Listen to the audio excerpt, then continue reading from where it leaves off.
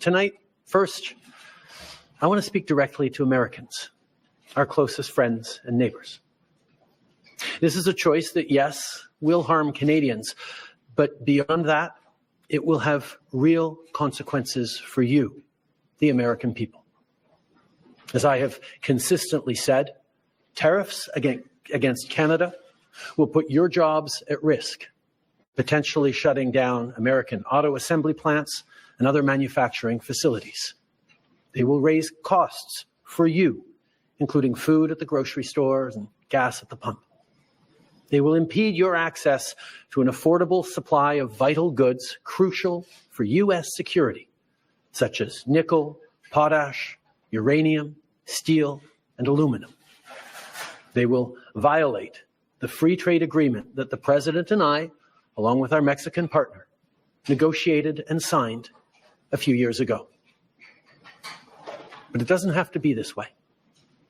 As President John F. Kennedy said many years ago, geography has made us neighbors, history has made us friends, economics has made us partners, and necessity has made us allies.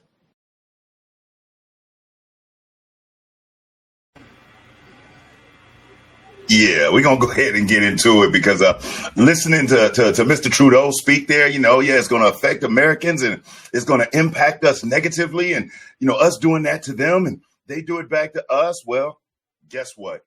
It is amazing how things can change within 24 hours, because in case you didn't get the news, I'll share the news with you. Matter of fact, let me get you here so we can take a look at it together. Let's take a look at what happened today.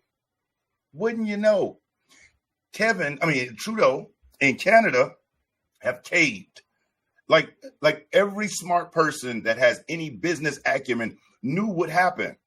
Because at the end of the day, our two economies are totally different. Theirs is $2 trillion, ours is $27 trillion. They depend on their economy. 38% of business with us impacts their economy, where 3% of business with them affects ours. But if you let MSNBC and CNN and the rest of the liberal media tell it, oh my God, this was going to skyrocket prices for everything.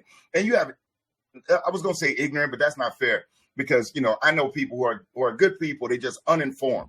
You have people really believing that, oh my God, this was going to raise up everything, as if for the last 4 years, the decisions of the Biden administration didn't jack everything up.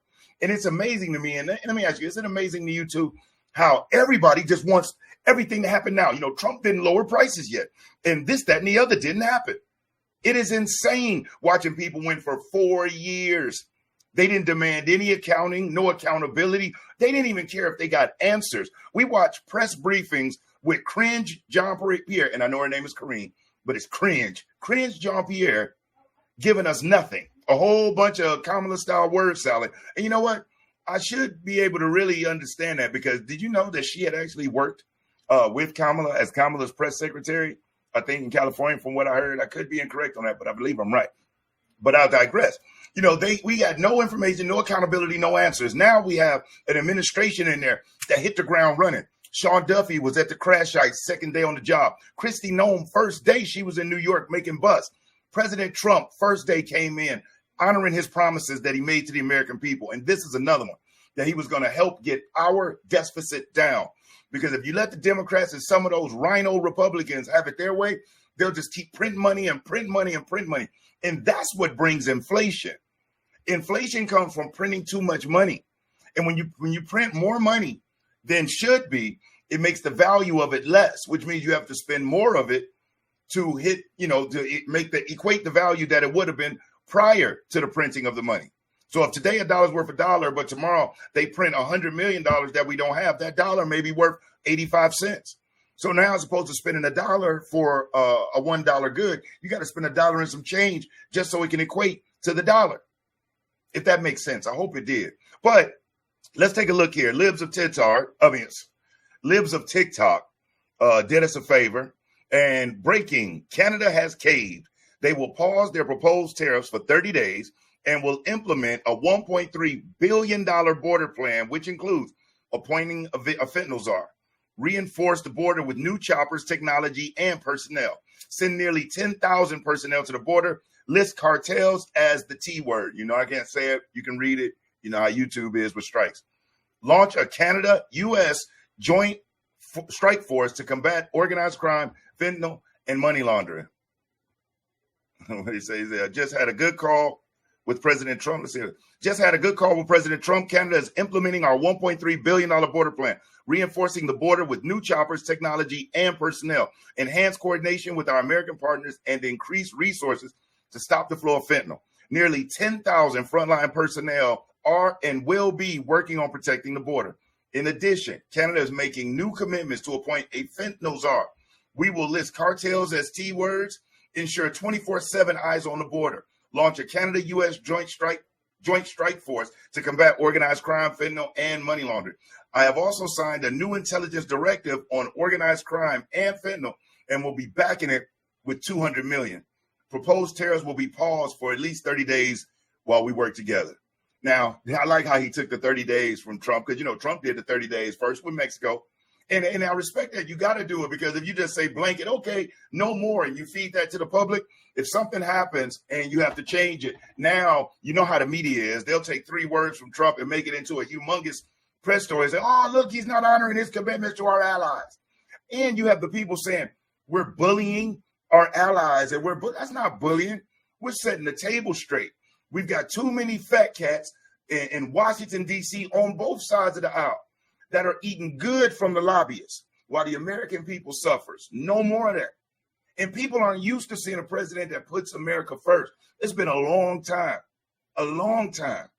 At one point, I thought George Bush, when we had the whole thing after 9/11, but then the stories come out that even that was fabricated.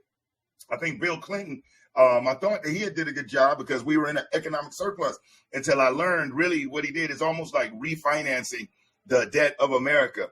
You know what I mean? In other words, where he took it and implemented programs and kind of cooked the books to make it look better than it was. Then when W came in, the avalanche started swinging and we saw economic issues and whatnot. So at the end of the day, I'm extremely happy about this. Hopefully you are too. And if you're enjoying this content, do me a solid, hit that like button. I'll never ask you for a cash app. I'll never ask you for a super chat, but you hitting that like button, that is currency. Okay, it helps spread the video out. And if you aren't subscribed to the channel, subscribe. And once you do, hit the notification bell, select all. That way you'll be updated when I share new videos, which I do daily. On this channel, I share sales strategy and political and current events. So if you're enjoying it, like it. But, you know, as far as this, let me see what else I can find real fast as far as on this, because I'm ecstatic about it because, oh, let me show you this. The markets.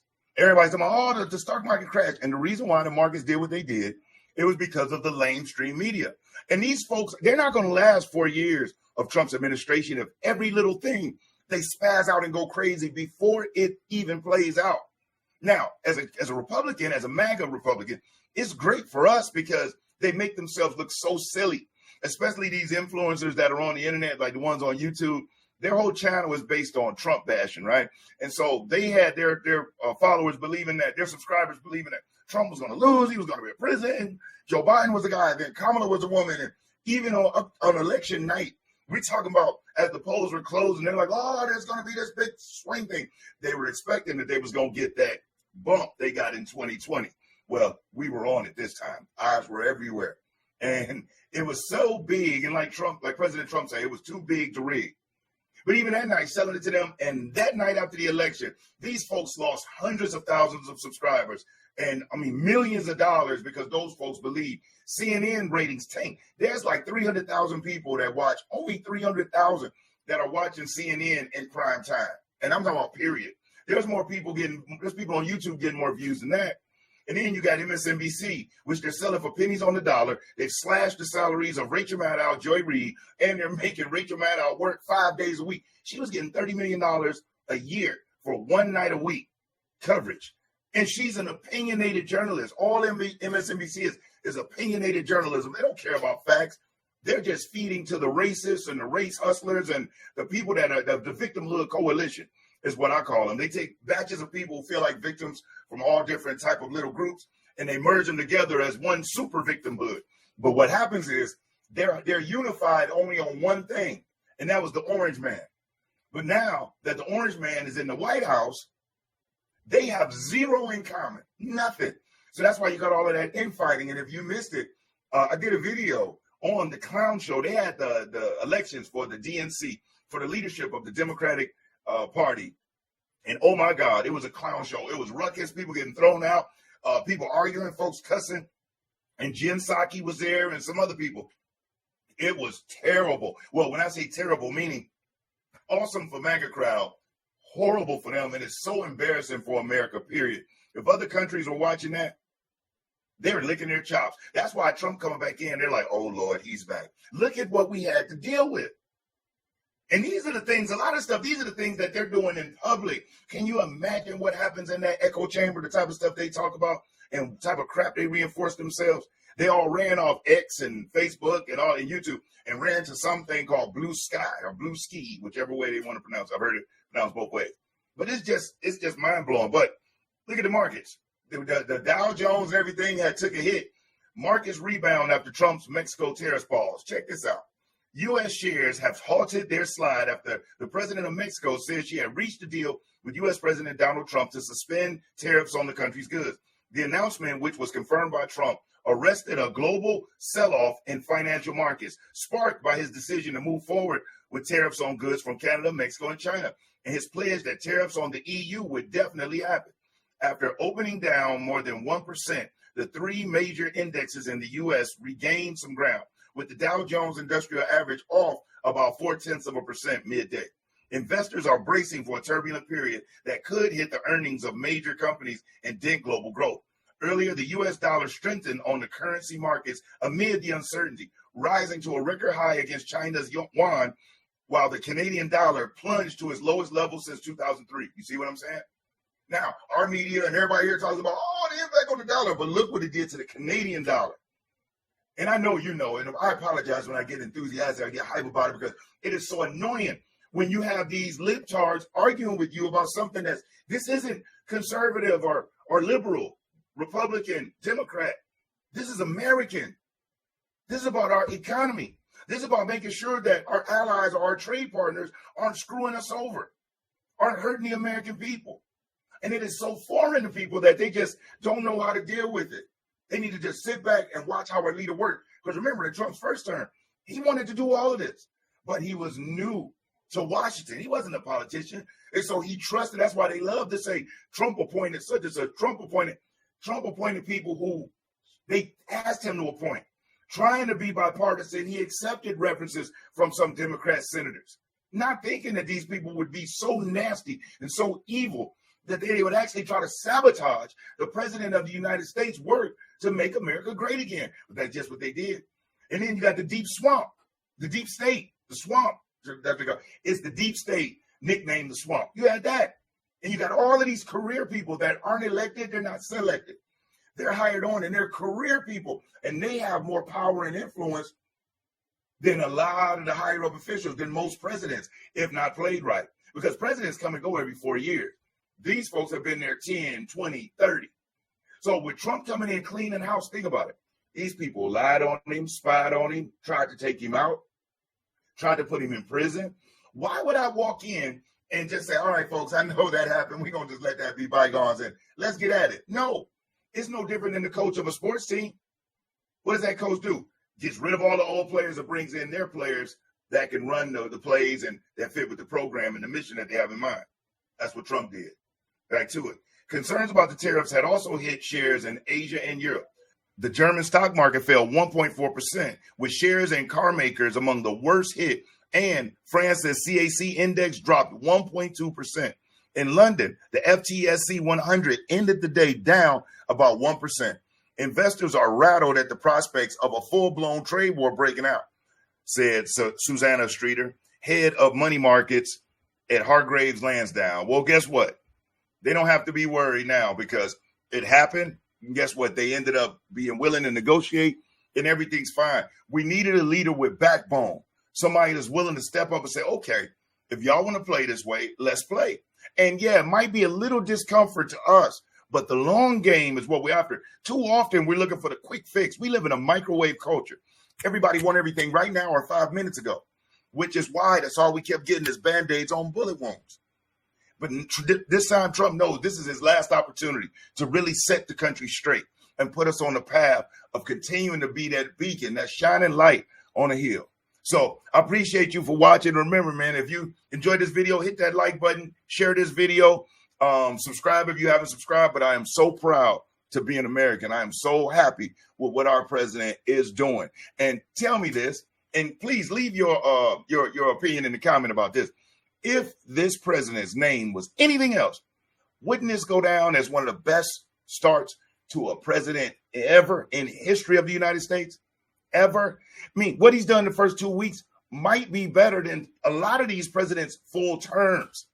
And in another video, I'll break down and we'll go through the accomplishments and celebrate them together. But I'm Brian Maxwell. Thank you so much for watching. And I look forward to seeing you at the top. Over and out.